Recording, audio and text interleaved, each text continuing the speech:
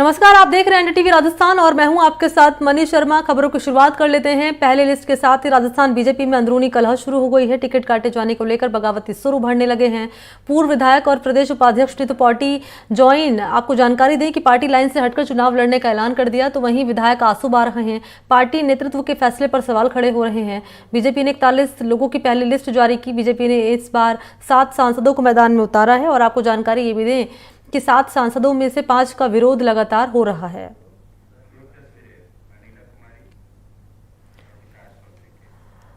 तो तस्वीरें आपको हम दिखा रहे हैं इस वक्त दो, किस तरीके से यहाँ अनीता कुमारी ने यहाँ साफ तौर पर ऐलान कर दिया है कि वो पार्टी से उनका कोई लेना देना नहीं है और वो अकेले चुनाव लड़ेंगी। उधर बात कर ले जाए विकास चौधरी की, तो विकास चौधरी भी यहाँ पर भावुक नजर आए हैं टिकट कटने पर।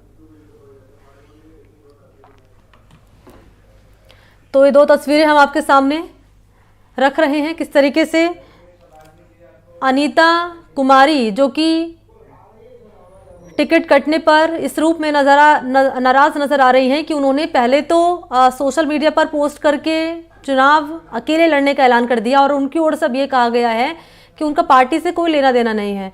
दूसरी तरफ विकास की बात कर ली जाए तो विकास यहाँ पर जो है उन्होंने भावुक नजर आए हैं। उन्होंने अपने कार्यकर्ताओं को संबोधित किया है और जब कार्यकर्ताओं को संबोधित कर रहे थे तो यहाँ वो भावुक नजर आए टिकट कटने के बाद।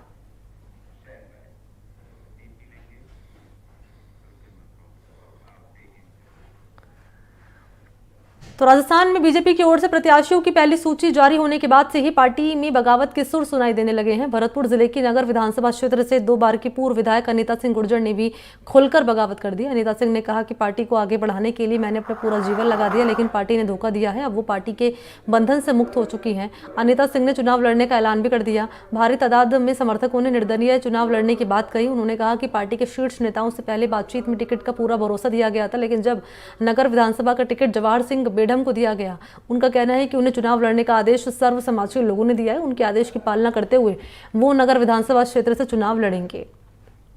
तो नगर विधानसभा क्षेत्र से बीजेपी प्रत्याशी जवाहर सिंह बेढम भी अनीता सिंह गुर्जर से मुलाकात करने के लिए पहुंचे, लेकिन अनीता सिंह गुर्जर ने उन्हें बातचीत करने से मना कर दिया। आप सब जानते हैं कि राम से और गांव से बड़ी कोई चीज़ नहीं होती है। मैं मेरे गांव में, क्योंकि आज तक मैं जो भी राजनीति में चली हूँ, बड़ी हूँ, मेरे गांव ने हमेशा मेरा साथ दिया है। मेरी जनता ने आज मुझे कहा है, सब ने इकट्ठा होके, कि आपको चुनाव लड़ना है, मैं चुनाव लड़ूंगी। कहते ना कि किंचित में नहीं भयभीत, हार में या जीत, जो भी मिलेगा इस पथ पर, संघर्ष के पथ पर मैं चलती रहूँगी। सबसे पहले आदमी का परिवार और उसका गाँव और उसके लोग होते हैं। मुझे इन्हीं के साथ जीना है, इन्हीं के साथ लड़ना है। मैं इनकी बात का अक्षर से पालन करूंगी।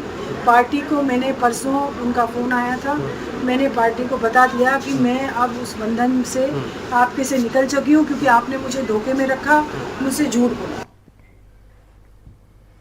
तो यहाँ पर आपने सुना है अनीता कुमारी को साफ तौर पर उनकी ओर से कहा गया है कि किंचित नहीं भयभीत में, संघर्ष पथ पर जो मिले ये भी सही, वो भी सही। और उन्होंने साफ तौर पर यहाँ ऐलान कर दिया है कि भैया वो अकेले चुनाव लड़ेंगे। ऐसे में अब जो नेताओं की नाराजगी है, क्या चुनाव में बीजेपी को भारी पड़ती हुई नजर आएगी? सहयोगी भरतपुर से इस वक्त मेरे साथ मौजूद है ललितेश, से हम जानेंगे कि ललितेश, चुनाव तारीखों का ऐलान कर दिया गया है, 25 नवंबर को राजस्थान में चुनाव होगा, लेकिन अब उससे पहले नेताओं की नाराजगी इस रूप में सामने आ रही है कि उन्होंने निर्दलीय चुनाव लड़ने का ऐलान कर दिया है। बिल्कुल, जैसे ही भाजपा ने विधानसभा चुनाव को लेकर के पहली सूची जारी की है, जो नेता बीच भाजपा के जो नेता थे, जो कई सालों से क्षेत्र में मेहनत कर रहे थे, और जब उनको टिकट नहीं दिया गया तो बगावत होना तो स्वाभाविक है। और ऐसा ही देखा गया है नगर विधानसभा क्षेत्र से। अनीता सिंह गुर्जर एक प्रमुख नेता थी और 2 बार विधायक रही हैं, 1 बार जिला प्रमुख रही हैं और लंबे समय से वो नगर क्षेत्र में एक्टिव थी। लेकिन उन्होंने कहा कि जब 2 महीने पहले उन्होंने शीर्ष नेतृत्व से बात की तो उन्होंने कहा कि आप पौधा हैं और एक पौधा के रूप में, आप पेड़ के रूप में बड़ी हुई हैं और आपका टिकट नहीं काटा जाएगा। लेकिन जैसे ही जवाहर सिंह बेढम को यहाँ से टिकट दिया गया तो अनीता सिंह गुर्जर के पास में बड़ी संख्या में समर्थकों के फोन आने लगे। और कल सुंदरावली एक बहुत बड़ा गांव है, वहां एक महापंचायत हुई, सर्व समाज के लोग वहां पहुंचे और उन्होंने अनीता सिंह को आदेश दिया है कि आप निर्दलीय चुनाव लड़ें।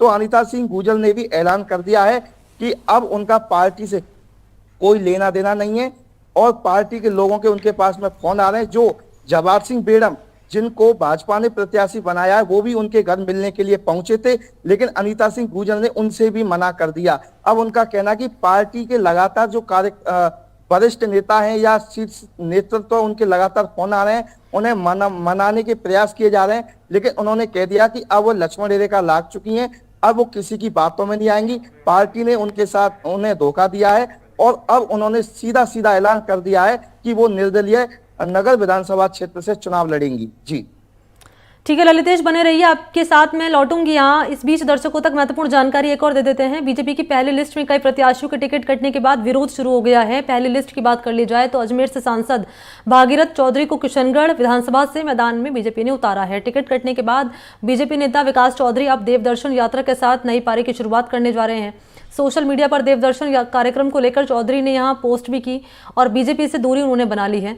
समर्थकों से मुलाकात भी की विकास चौधरी और यहां पर भावुक होते हुए नजर आए हैं। कार्यकर्ताओं को संबोधित किया विकास चौधरी ने और कहा कि पिछला चुनाव हारने के बाद 5 साल में जनता के बीच रहकर पार्टी के लिए काम कर रहा हूं, लेकिन मुझे टिकट नहीं देकर मेरा राजनीतिक करियर खत्म कर दिया गया है। अब यह भी कहा जा रहा है कि पार्टी से नाराज विकास चौधरी किशनगढ़ विधानसभा सीट से निर्दलीय चुनाव मैदान में उतर सकते हैं। समर्थकों से चर्चा करके उन्होंने चुनाव लड़ने का फैसला नवरात्र में लेने की बात कही है। अब सूत्र बता रहे हैं कि विकास कांग्रेस भी ज्वाइन कर सकते हैं।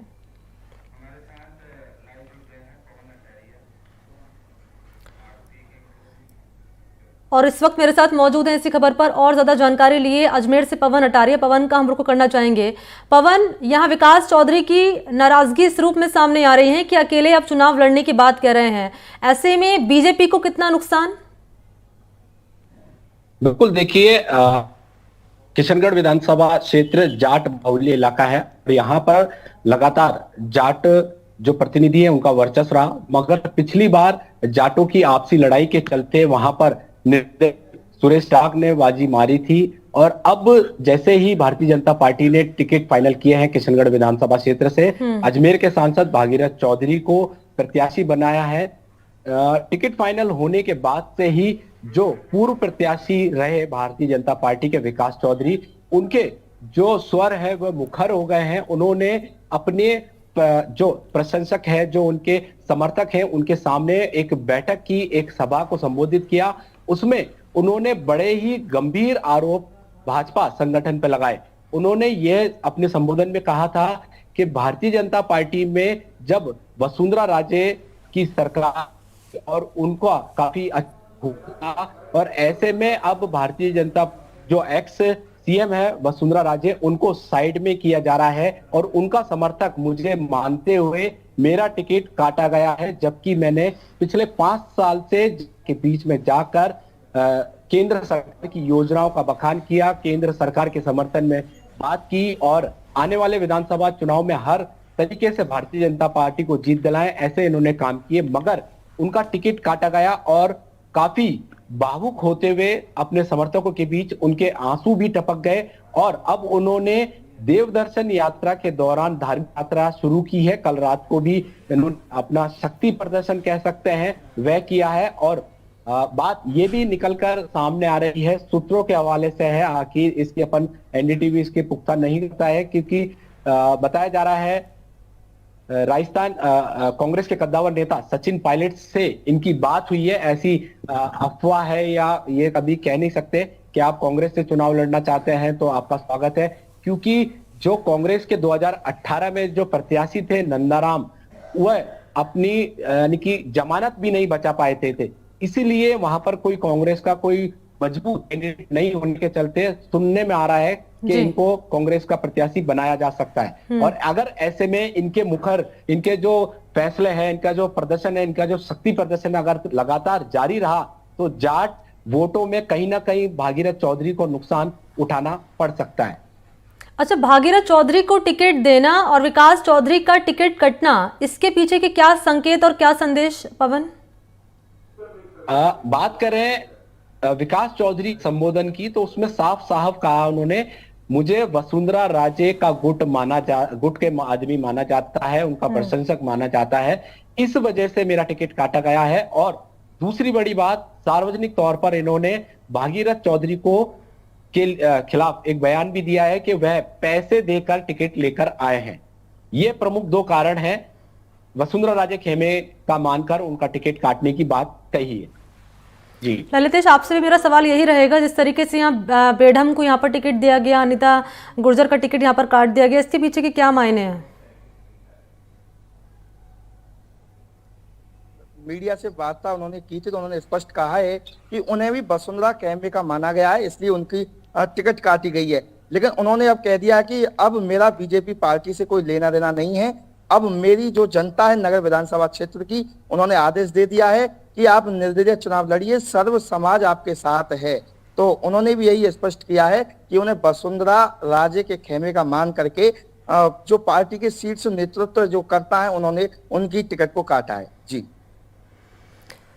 तो कुल मिलाकर ललितेश और पवन, जो जानकारी सामने आ रही है आप दोनों के जरिए, वो ये निकलकर सामने आ रही है, जो दोनों नेता कह रहे हैं, जो बागी अब हो गए हैं, कि हम वसुंधरा राजे खेमे के हैं इसलिए हमारा टिकट काटा गया, और भी तमाम तरह की बातों को इनकी ओर से जिक्र किया गया। कुल मिलाकर ये है कि अनिता गुर्जर और यहाँ विकास चौधरी ने निर्दलीय चुनाव लड़ने का ऐलान कर दिया। ऐसे में चुनाव के दौरान ये दोनों ही नेता जो बागी हुए हैं वो बीजेपी को कितना नुकसान पहुंचा पाएंगे, ये महत्वपूर्ण रहने वाला है। फिलहाल पवन और ललितेश, आपको मेरे साथ जुड़ने के लिए, जानकारी देने के लिए शुक्रिया।